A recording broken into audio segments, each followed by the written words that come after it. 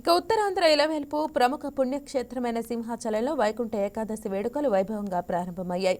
శ్రీ వరాహలక్ష్మి నరసింహ స్వామివారిని భక్తులు ఉత్తర ద్వారం నుంచి దర్శించుకున్నారు. సింహగిరి పరిసరాలు గోవింద నామస్మరణతో మారుమోగుతున్నాయి. రద్దీని దృష్టిలో ఉంచుకొని ఆలయ అధికారులు, పోలీసులు విస్తృత ఏర్పాట్లు చేశారు. భక్తులకు ఎలాంటి అసౌకర్యం కలగకుండా క్యూలైన్ల నిర్వహణ పటిష్టంగా చేపట్టారు. తాగునీరు, ప్రాథమిక వైద్య సేవలను అందుబాటులో ఉంచారు.